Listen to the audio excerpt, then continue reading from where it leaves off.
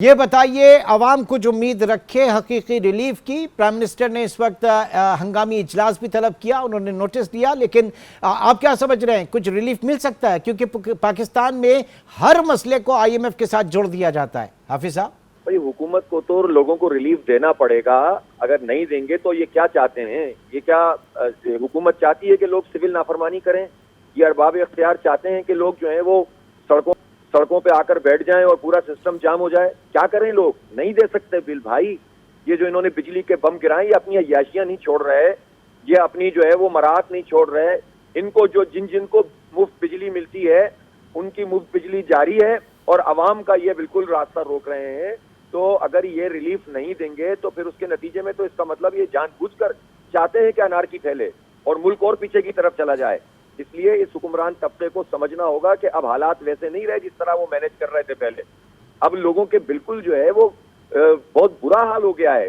لوگ خودکشیاں کریں گے یا ماریں گے یا مریں گے، اور کیا کریں گے لوگ؟ مجھے بتائیں نا۔ اس لیے ہوش سے ناخن لیں، ریلیف دیں۔ یہ جو اضافہ کیا ہے بجلی کی قیمت نے پچھلا، وہ ختم کریں۔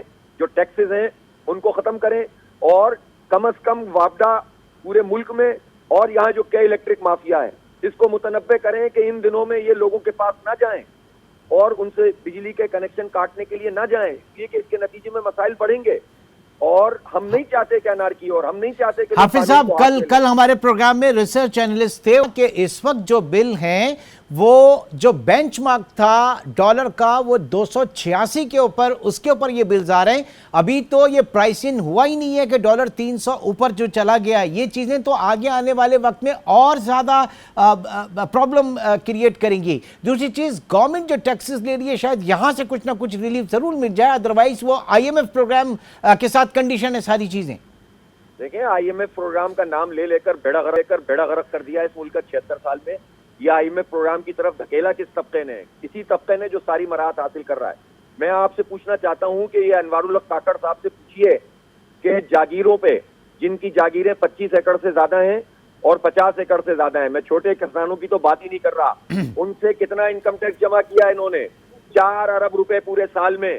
اور تنخواہ دار طبقے سے جو سینکڑوں ارب روپے لیتے ہیں یہ، تو یہ جاگیروں پہ ٹیکس کیوں نہیں لگاتے؟ آئی ایم ایف یہ نہیں کہتا ان سے؟ اس کا مطلب ہے کہ جو جاگیردار طبقہ حکومت میں موجود ہے، یہ اپنی زمینوں کی انکم پر ٹیکس نہیں لگوانا چاہتا۔ آپ ان پہ ٹیکس لگائیں۔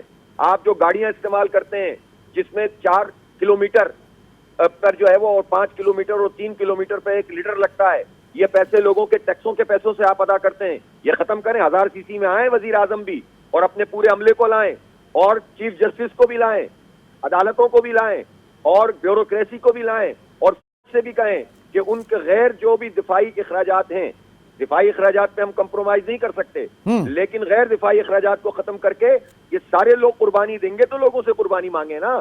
لوگوں کو مار دو اور اپنی عیاشیاں بند نہیں کرو۔ یعنی یہ جو بات ہو جاتی ہے کفایت شعاری مہم کے حوالے سے، آسٹیرٹی میجرز کے حوالے سے، جو حکومت آتی ہے سب سے پہلے اسی کا راگ الاپتی ہے، پھر اس کے بعد ہوتا ہے کہ جناب ورکنگ آورز ان کے اوپر ہوتی ہے۔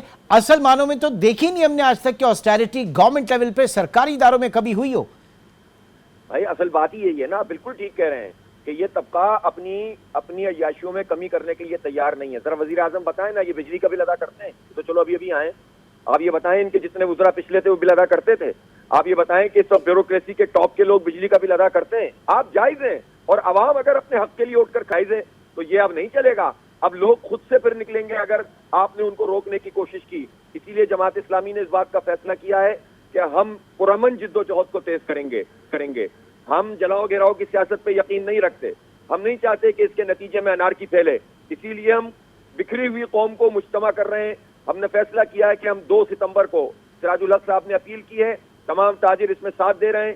کل بھی کراچی میں ہم نے تاجروں کا، تمام لوگوں کا اجتماع کیا تھا، سب نے ہمیں اختیار دیا تھا، اور اب 2 ستمبر کو پہیہ جام ہڑتال ہوگی اور یہ پوری قوم کی یکجہتی کا مظہر ہوگا۔ یہ ریلیف ان کو دینا پڑے گا، ورنہ پھر کوئی بھی نہیں بچے گا۔ یہ میں بتا رہا ہوں آپ کو، یہ کب تک اس طرح سے لوگوں کو ماریں گے؟ لوگ کب تک خودکشیاں کریں گے؟ اس لیے یہ ریلیف دیجئے، بجلی کی قیمت کم کیجئے، اس سے کم پر کوئی بات نہیں ہوگی۔ اور دوسرا ایک یہ بھی ہے کہ اس وقت جو عملہ کام کر رہا ہے وہ اپنے فرائض کی ادائیگی کے لیے اگر جا رہے ہیں وہ بھی تو ہم میں سے ہیں، لیکن ان کی جانوں کو بھی خطرہ ہے. تو تھوڑا سا ذرا ایک سینسیبل سیاسی جماعت ہم چاہیں گے کہ اس کے اوپر آپ بھی وہ بھی ہمارے بھائی ہیں جو لوگ ہیں وہ بھی مجبوری میں کام کر رہے ہیں، ظاہر ہے کہ ان کی نوکری ہے یہ.